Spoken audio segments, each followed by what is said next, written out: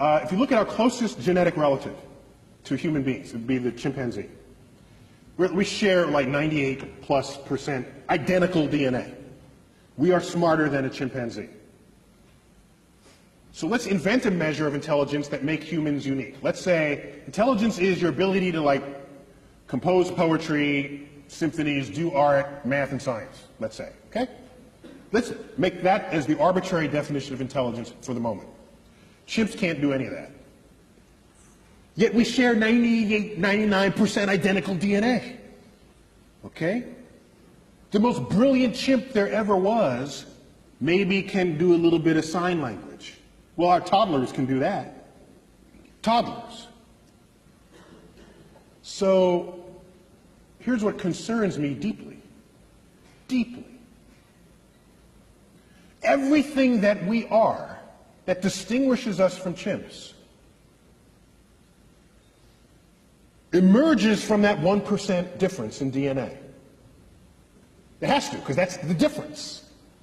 The Hubble telescope, these grand, that's in that 1%. Maybe everything that we are that is not the chimp is not as smart compared to the chimp as we tell ourselves it is.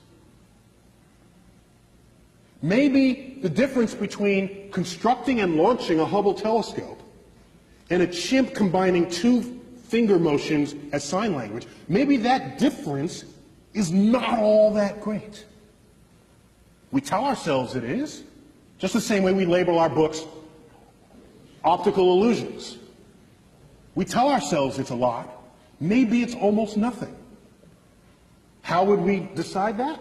Imagine another life form that's 1% different from us in the direction that we are different from the chimp. Think about that. We got 1% difference and we're building the Hubble telescope. Go another 1%. What are we to they?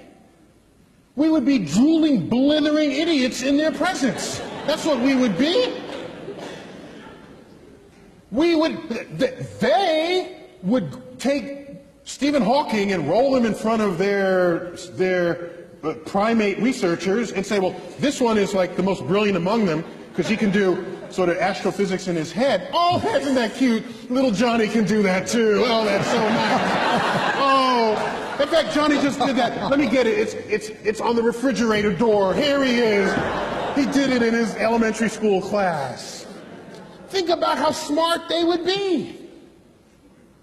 Quantum mechanics would be intuitive to their toddlers. Whole symphonies would be written by their children and, like I said, just put up on the refrigerator door the way our pasta collages are on our refrigerator doors. So the notion that we're going to find some intelligent life and have a conversation with it?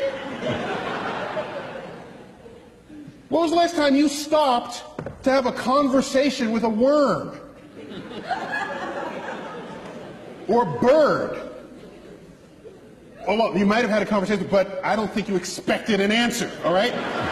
So we don't have conversations with any other species on Earth with whom we have DNA in common. To believe that some intelligent other species is going to be interested in us enough to have a conversation? They'll look at our Hubble telescope and say, oh, isn't that quaint? Look at what they're doing.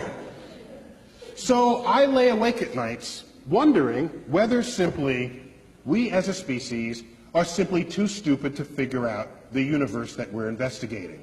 And maybe we need some other species, 1% smarter than we are, for which string theory would be intuitive, for which all the greatest mysteries of the universe, from dark matter, dark energy, the origins of life, and all the frontiers of our thought would be something that they would just self-intuit.